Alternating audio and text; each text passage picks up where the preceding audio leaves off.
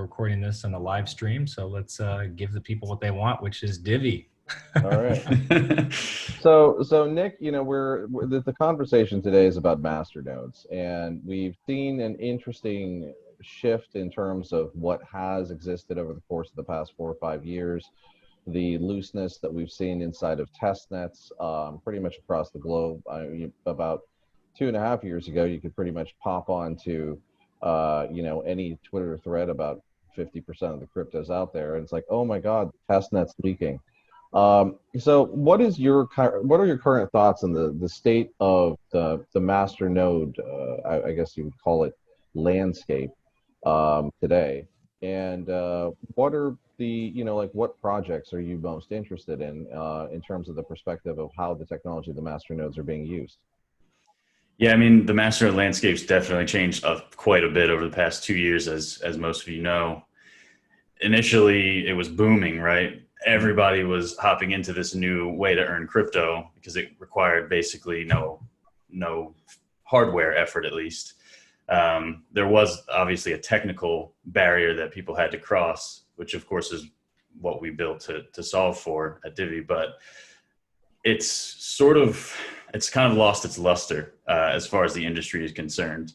You know, a lot of them ended up essentially being Ponzi schemes, and I don't say this lightly. I run a masternode coin, and I feel very positively about masternodes, but a lot of them basically failed to create any real use case for themselves and ran out of new people to buy the coins, and that's why we've seen so few of them succeed. But a few of them have succeeded, right?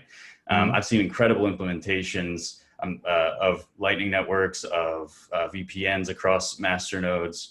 But really what they're doing is just validating transactions. They don't do that much for the most part. And I think it is important that as we move forward, if we want to see masternodes or validator nodes or whatever they call them today succeed, those masternodes have to be used for something. So one of the things that we're creating is like metadata storage across some of the larger masternodes. Because they can transmit more data, they're pretty well equipped to handle the transmission of at least transaction or transaction metadata hashes. So you can hash anything, right? A picture, an email address, whatever, can be decrypted on the other end by the permission party. So I think that's an interesting use case for them, but I'm sure that smarter people than I will come up with more and more use cases for them if masternodes are able to succeed and get over this current hurdle of adoption that they are seeing right now. I mean, we've seen a lot more masternodes being deployed on our network, and it's an incredible way to build your network. But if you're not building a use case, you're gonna fall victim to the same caveats that the others have, in my opinion. No, absolutely. And Austin, thanks for popping in. I know there've been some technical difficulties. Yes, it took me a little bit to get in. Hi, good to see you here. How are you, Oz? Likewise. So we just kind of jumped into it, but I guess we'll rewind a little bit. Okay. What I'd started with was, you know, looking at the landscape over the course of the past 2-3 years. You know, masternodes have changed a lot. Two, the test nets that were out there that we used to see leaking all over Twitter on a pretty much daily basis have seemed to be assuaged a bit, but there's still a number of challenges. And I'd asked, you know, what Nick's thoughts were on the kind of the landscape. But what I'm going to say is, in terms of looking at this from the perspective of shifting proof models, right? So, for example, with Ethereum 2.0's build coming up, we're looking at moving from proof of work to proof of stake.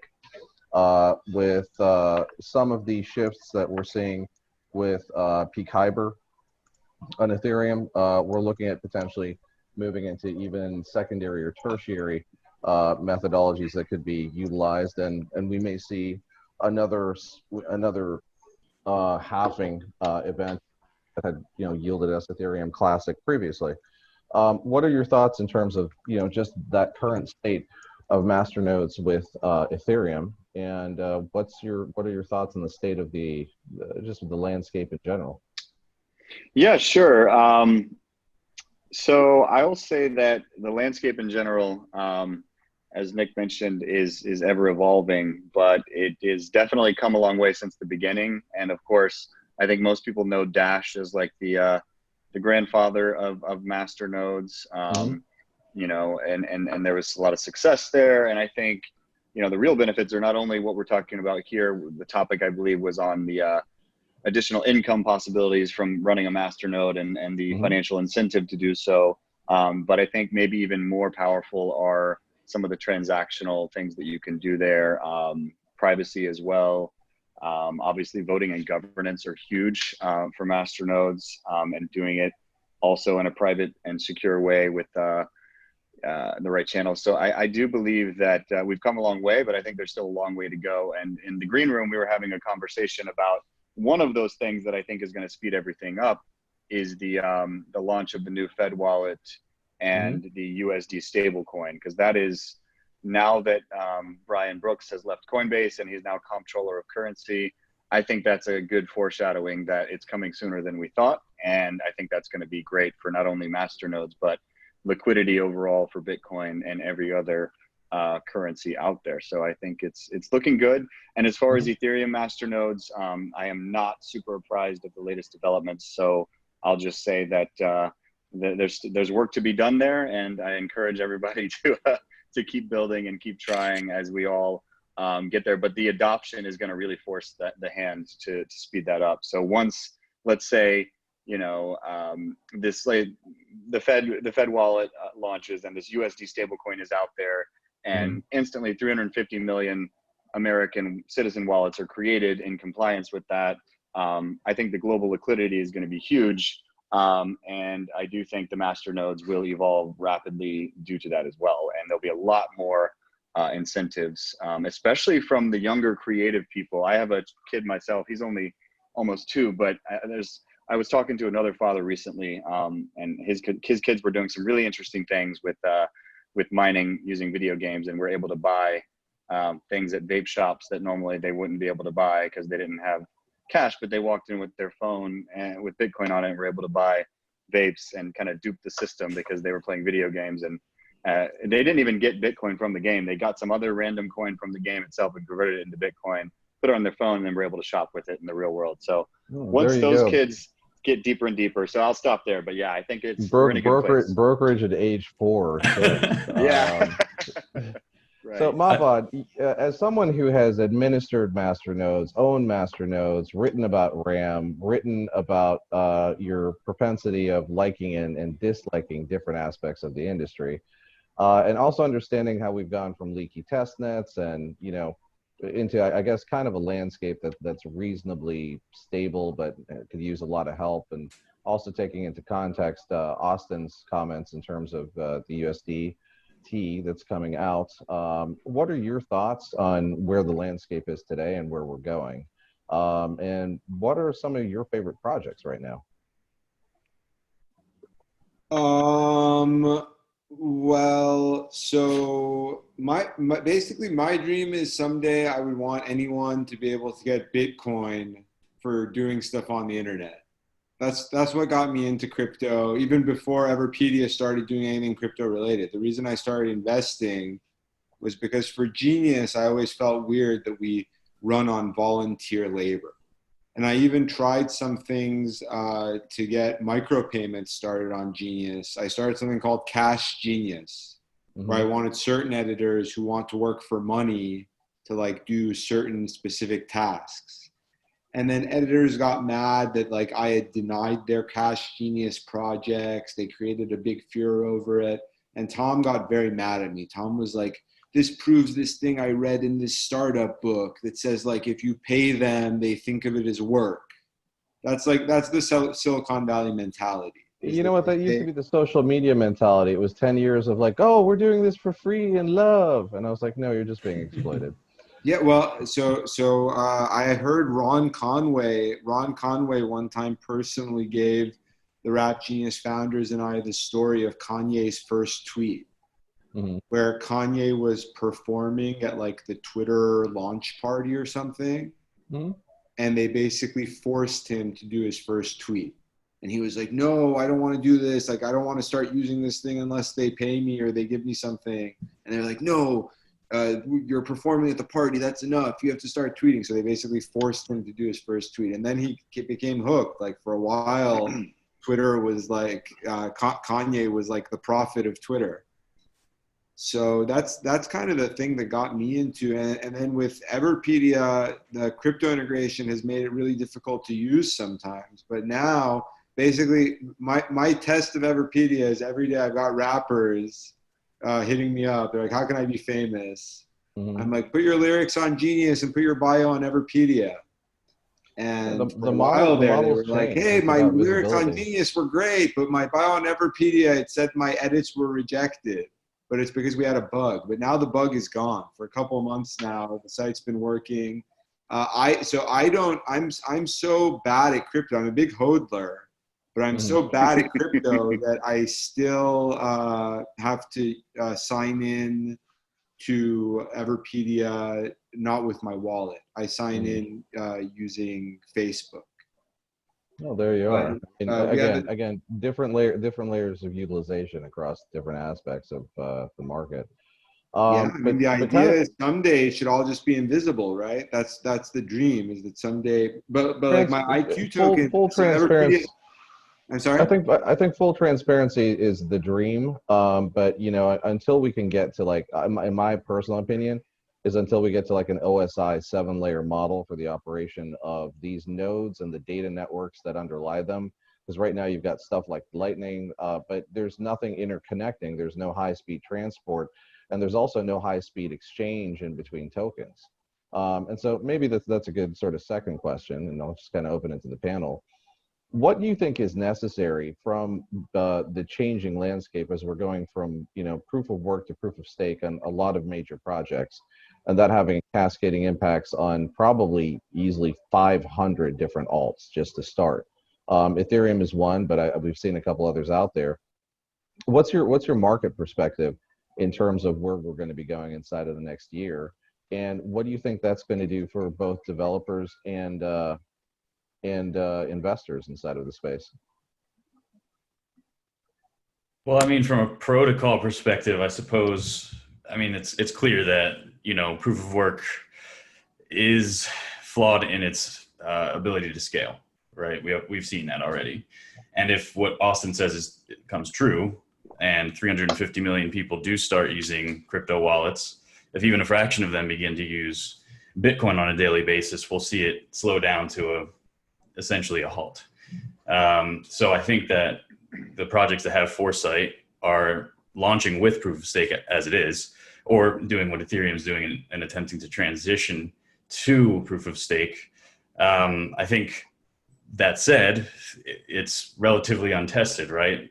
Proof of work has at least been around for 11 years, whereas proof of stake is a lot younger. We've already seen, as you say, a lot of holes in the proof of stake protocol, and it's being improved rapidly and all of the time, iteratively, just like every technology is.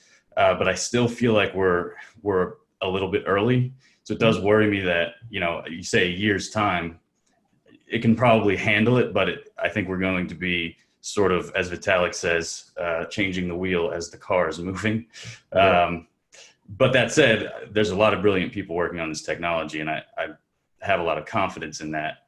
But I feel that we shouldn't try to rush things until we are at a point where we feel scalability has been achieved and can continue to scale as the demands are needed. Austin, your thoughts? So I kind of lost the question, but touching on what Nick just said about proof of work versus proof of stake, I think that there's a happy middle ground for both. I think proof of work is ultimately probably the hardest money, because you're using a lot of electricity and computing power to produce and mine and verify and transact. However, you know, the layer 2 solutions can provide that long-term scalability and really efficiency. However, I think that the more interoperable everything is, the better off our entire system, and the stronger and the less fraud and everything else. You know, a simple example is, even in the United States, most DMV systems are still not connected interstate with efficiency. Maybe some parts are, some parts aren't. So you could have a DUI in one state and in another state have a clean license that the other state has no idea about. And that's just a simple example about the problems of not being interconnected. So I think the more cross-chain, the more interoperability, and the more solutions, the better. To say that only one thing is the right way is very limiting, I think. So I encourage everybody to keep building as much as they can.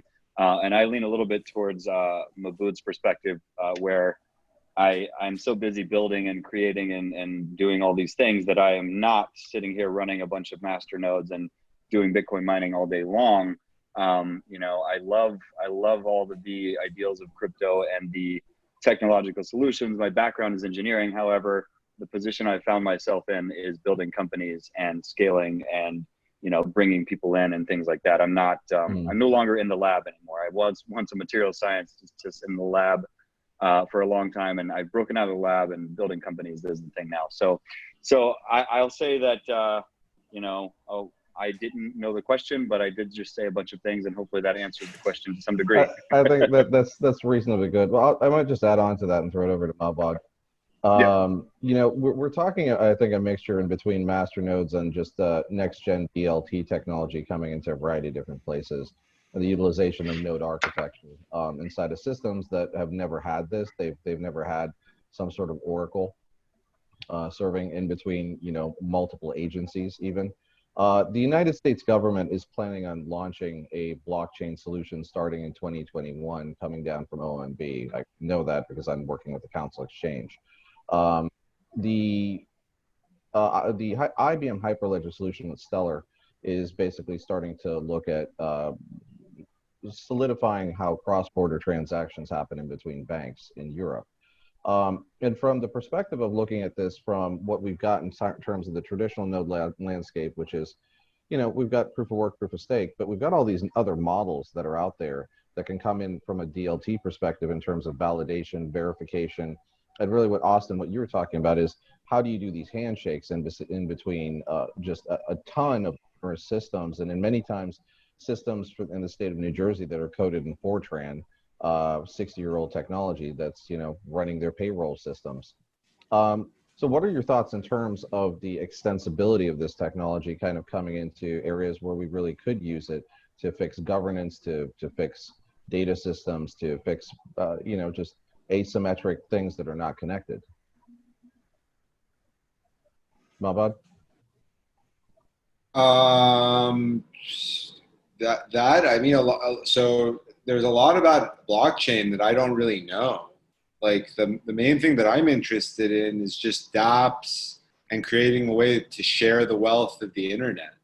Mm-hmm. I'm sure that, you know, I get asked questions about NFTs, about my friend asked me about blockchain-based mortgages.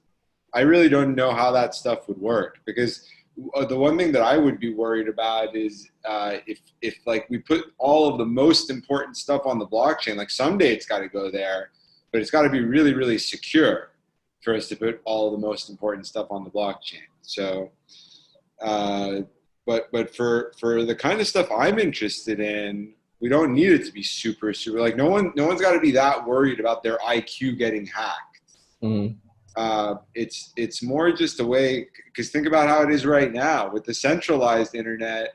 Everyone's already getting hacked by the big companies. Like no one's even getting paid anything. They're getting ripped off.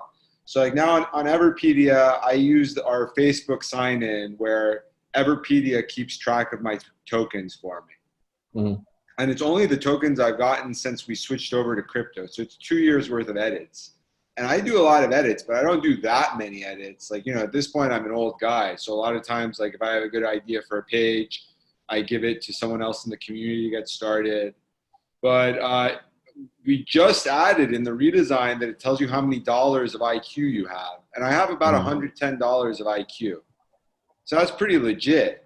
Yeah. Like that it reminds me of, I made the Everpedia for Wikipedia's top editor of all time. Because there was an article about him in the New York Times. And like he's made 1% of all of Wikipedia's edits. And he lives with his parents. He doesn't have a real job. It was kind of basically the New York Times article was about how like this guy who started Wikipedia, you know, he's the #1 user of Wikipedia, has nothing to show for it. And we made an Everpedia page for this guy. And we were like, if this guy had been an Everpedia editor, he would definitely be a millionaire right now. Mm-hmm.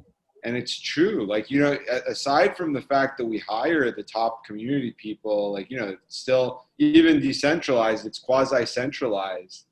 But in the future of the internet, if it can all be decentralized, like Facebook, if I'm always saying, like, I'm one of Facebook's earliest users. If Facebook had a utility token, like a Facebook coin, I would be a Facebook millionaire. Just Well, from how many likes I think that's coming with Libra, and I mean, we already have Facebook Pay integrated, although I'm not sure how many people use that. But those are good points. I would say Austin and Nick, you know, what are your thoughts inside of that arena? Just where next? Where with DLT?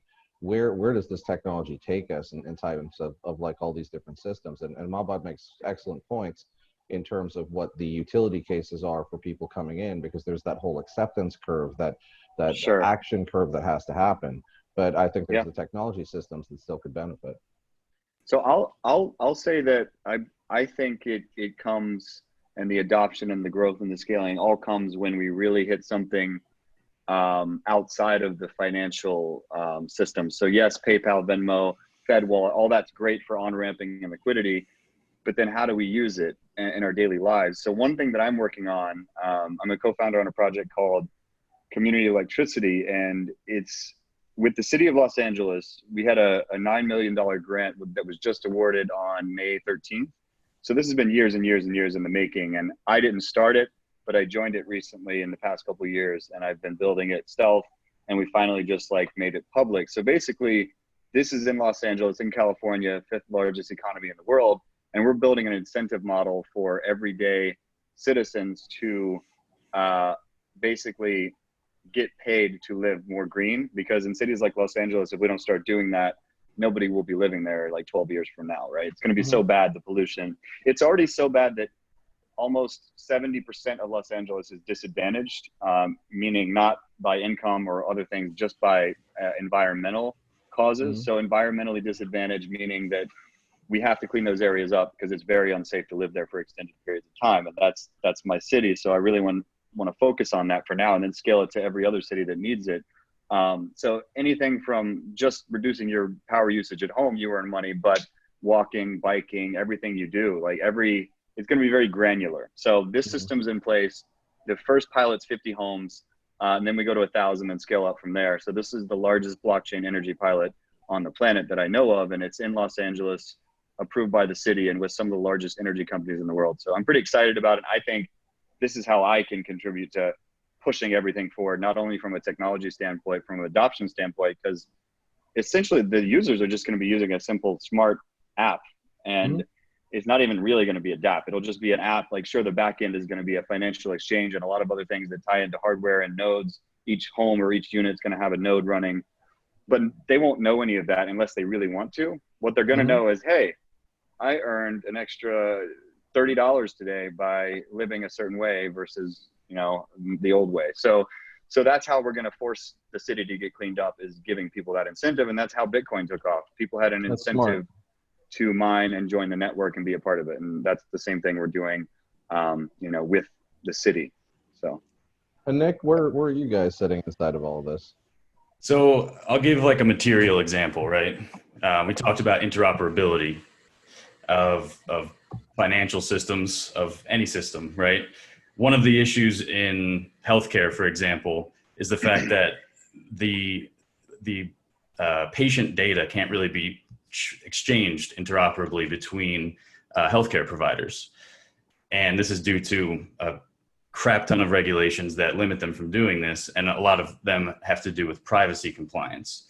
So you mentioned, you know, there's obviously public blockchains, and there are DLT technologies that are privatized, right?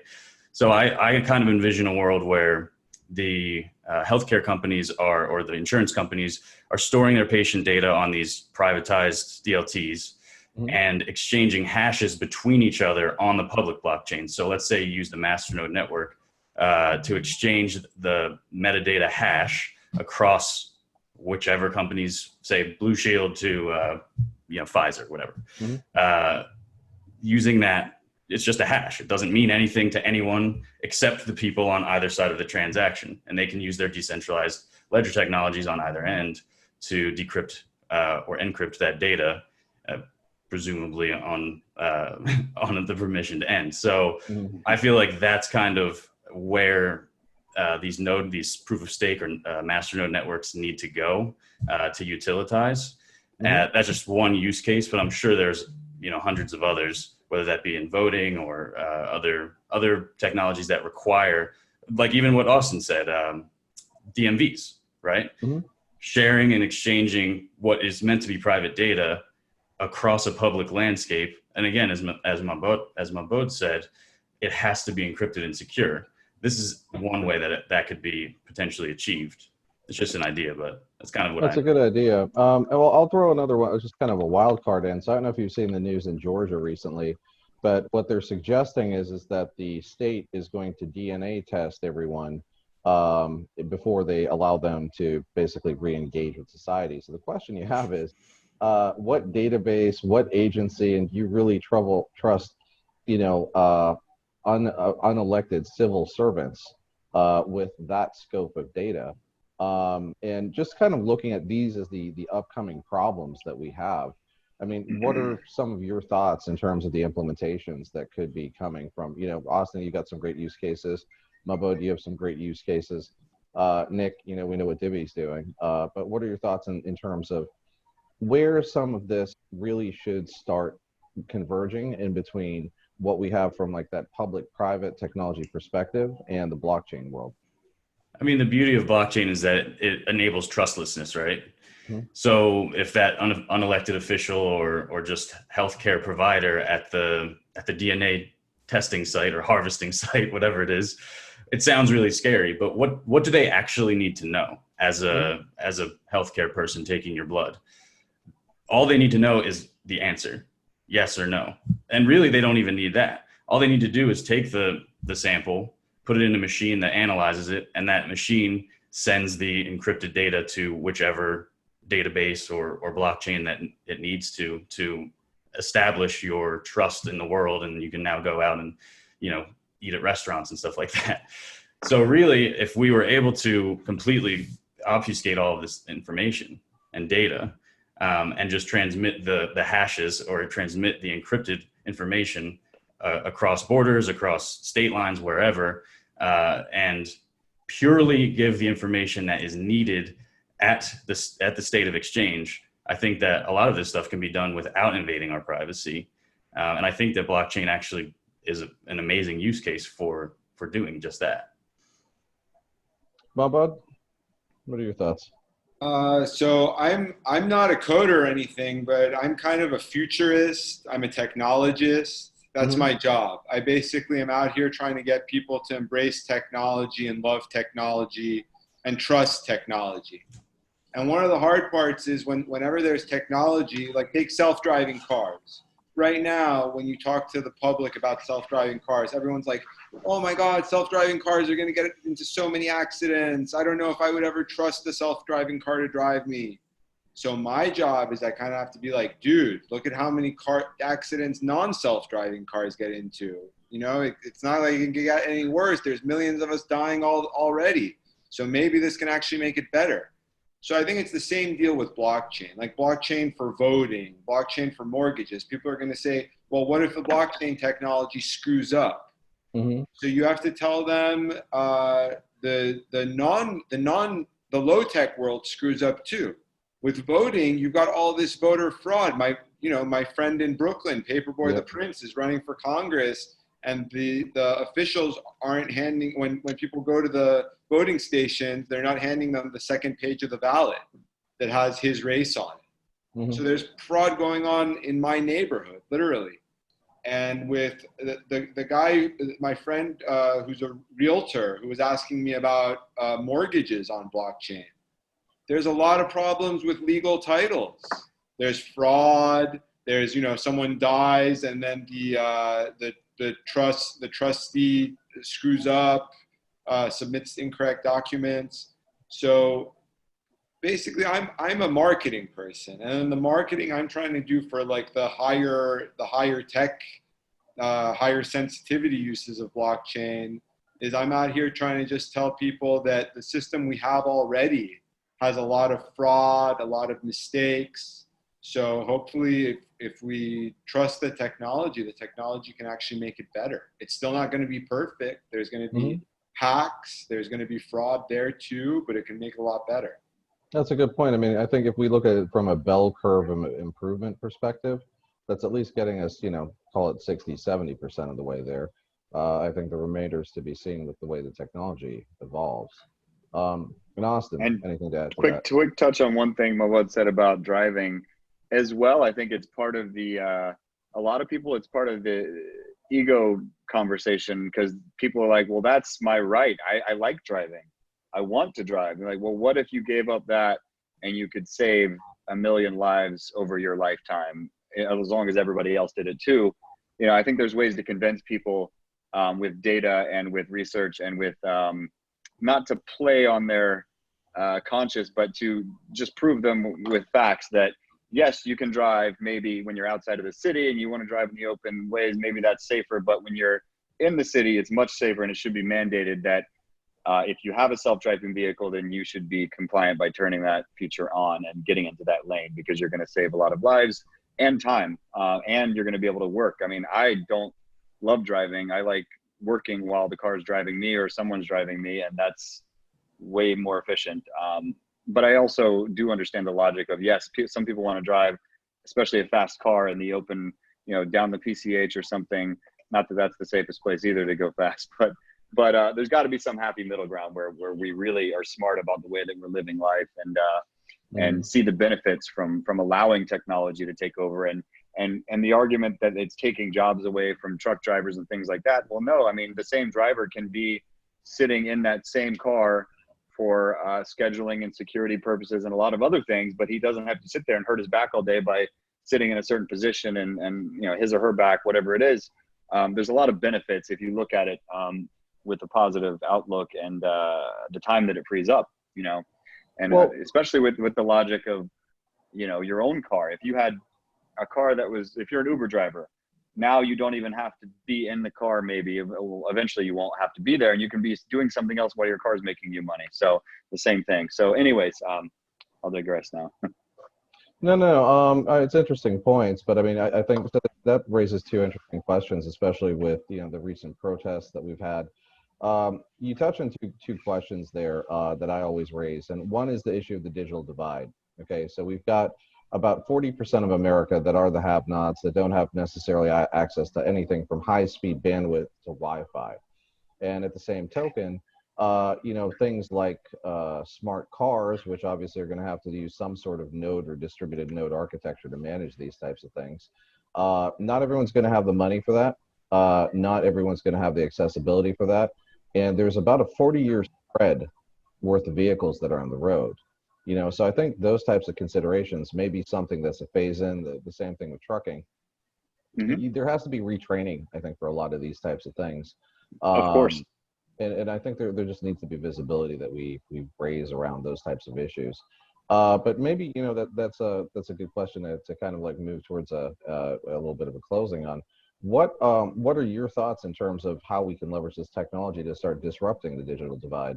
I mean, we have issues of race, we have issues of income inequality, we have issues of economic disparity.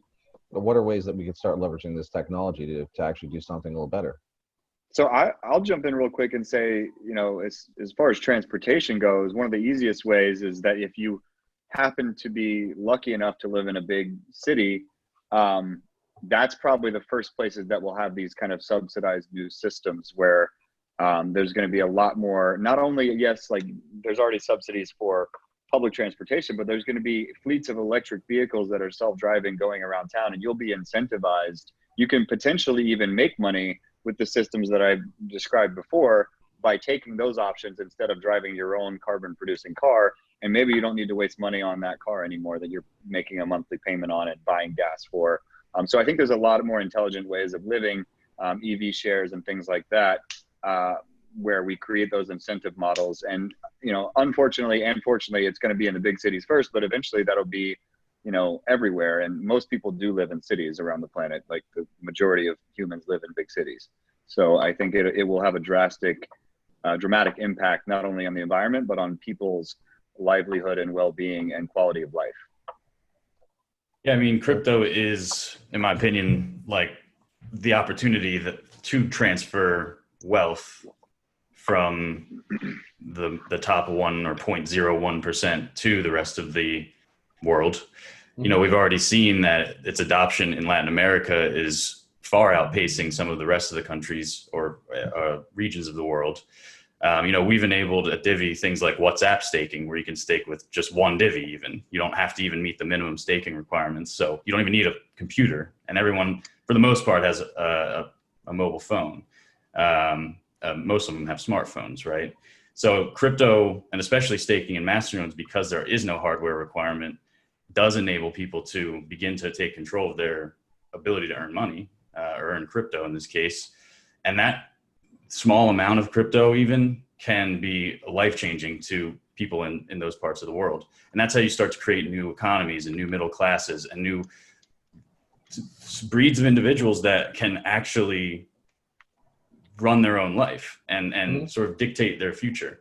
And that's the disparity we're seeing. It's not just a digital divide, it's a financial one as well, right? Exactly. And if we can close the financial divide, we'll start to see the digital divide closing.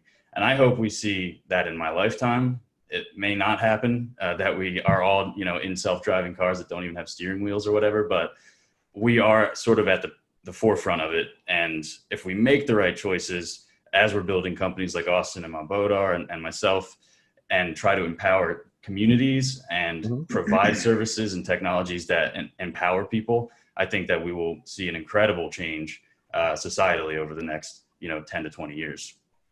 And Mabod? So I think so a couple things occurred to me while Austin was speaking. So first, I'm a very, very huge crypto advocate, but I'm not necessarily, like, a lot of crypto advocates are like hardcore libertarians and stuff.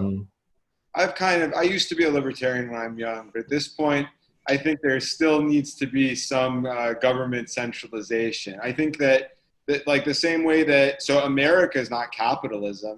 America is like corporate fascism, but it uses the capitalist I would disagree model. with that, but that's one perspective. Well, yeah, this was my takeaway from law school, was that, we don't really live in capitalism, but we let the capitalist model play out where it's effective and it makes sense. Like, for example, for doing startups and stock market and stuff like that. So I think that we need centralization partly because of the environmental reasons. Like, my dream is that someday all tax is based on use of carbon. So that has to be centrally collected. I think the carbon, I don't think should belong to anyone. Like, really, it should just belong to all of us because it's destroying all of our planet. So we got to figure out the ownership of that. But I think we can bring in crypto into these centralized structures, basically just to allow everyone to work. I don't think it's going to make everyone even, but I think it's going to allow everyone to be able to work and to at least be able to have the basic needs. And one thing, like gig economy has done that too. All of my angel investments are in gig economy. I was very passionate about the gig economy just for making work more flexible. But I think the crypto economy can be gig economy times 10. It can be way more effective. All the teenagers, I remember when I was a teenager, my dream was to have a job. I went to Barnes and Noble, I went to Starbucks, and they said, no, you're too young, we're not gonna hire you. So with crypto economy, my dream is, everyone who's in high school who's smart is getting IQ tokens writing on Everpedia. So, but I think that, unfortunately, I think government's a necessary evil. But I still see a lot of reasons why I think we need big government. I hate the police. I want to defund the police, but I don't. There's some interesting perspectives there, but I kind of think that there's a way to move forward without disenfranchising the people that are already disenfranchised across the land. But I will wrap up with one last question. So we inside of the past couple of years, seeing the rise in the recognition of Liebherr Land. And this is a country that has the opportunity potentially to literally deploy everything that we have built as a country in America in many other Western European countries as something that is fully node-based, fully decentralized, fully encrypted, and fully sharded. If any of you, were to be guiding the country of Liebherr Land, what are some of the ideas that you'd espouse and push out there? I would say, basically embodying a corporate culture that, if there's going to be corporations on this island or whatever it is, embodying a corporate culture that provides purpose and sort of mandates purpose.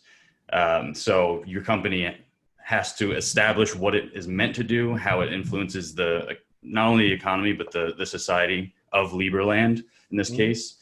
And it's held accountable for that purpose, rather than being held accountable to a bunch of shareholders or stockbrokers or investors. It's held accountable to the community that it provides a service to. And I feel like there was a time in the very, very early stages of the corporate structure that was true. And we've lost that as with like the onset of Keynesian economics and some of the economists that have created sort of the structure that we live in now, that's being taught at, the Ivy League schools. That would be like the basis of my governance. And from there, everything can sort of roll out. I'm not a governor or anything. I don't really have political experience, but I know how businesses this is sort of spitballing big picture, because, these are the interesting thing is, you think about the last couple of years, most of us had the opportunities to meet heads of state, shoulders with everybody. This is not normal, and it's kind of exciting. And so, Mabo, Austin, sort of closing comments, but thoughts on that Liebherr Land question, if you want to answer. Sure. I guess I'll jump in real quick and say that I would probably suggest implementing some sort of DOW model instead of, it is still essentially replacing the centralized government and mitigating that corporate fascism that Mabod was talking about, and allowing there to be a group of people who want to participate, which is really every citizen. And it can be tokenized. It doesn't have to be. Certainly that is one way to do it. Then you have to worry about if it's weighted voting, then how do people try to, tip the scales in their direction. So I think some sort of a DAO model to put governance in place, because you will need some centralized governing body or group of people that makes big decisions, because a lot of people just don't want to make those decisions to be a part of, like, when are we building this road, and are we tearing this person's house down to build this road? You go to the extreme version of the state controlled system where it's like, yes, we're tearing this house down. Here's what we think it's worth. Here's what you're getting, or you get nothing. And either way, we're tearing it down. And if there's a different system in place where everybody can vote, maybe there's alternative solutions for those scenarios, but based on taxes and everything else as well. I think you're gonna want to have that, but also looking what's happening in the States right now, you're gonna want maybe a new system of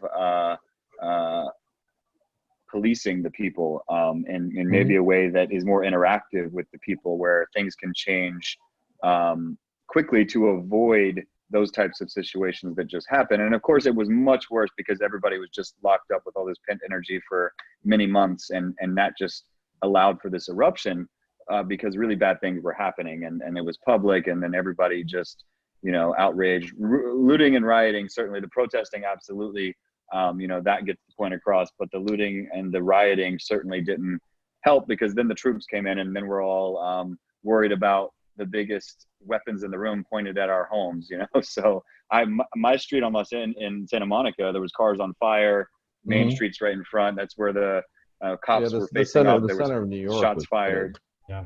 Hey guys, I'm so sorry.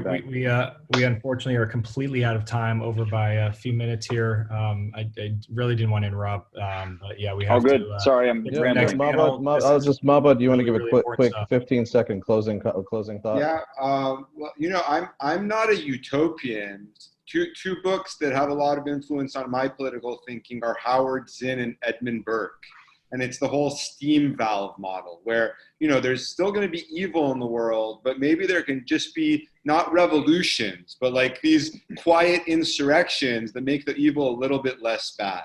And I think that's what crypto is going to be. Crypto is not going to give us a utopia, but it can be something that it makes the evil a little bit less bad, like the internet has been. I think the internet has been a great equalizer. It's been an equalizer for race, class, and gender. And I think To a degree. crypto can have the same power as the internet times 10. That's why I'm so passionate about crypto and I'm working on it so hard. Awesome. Well, hey, thank you guys. This has been an awesome panel. I'll turn it back to Jeremy and Christina. Thank you, Thank you, Oz. guys. Thank you, everybody. Incredible panel. You guys are talking about really important stuff. Really appreciate your guys' unique perspectives. And yeah, I mean, obviously the future's bright, and I think we can do a lot together, especially Absolutely. you know, coupled with this technology. So cool. Thank you guys. Thank you, Thanks. everyone. VIP party. Bye-bye. See you guys. So Jeremy, I'm very excited for this next panel coming up. Not only do we Nick Spanos, but we also have Jin Chao from Binance, Yep. Vince Coley on the venture side of things, and Ashton Addison. This is just going to be out of control here. I would 100% agree. Yeah, I'm really looking forward to it. I'll let you take it away and let these folks come on in.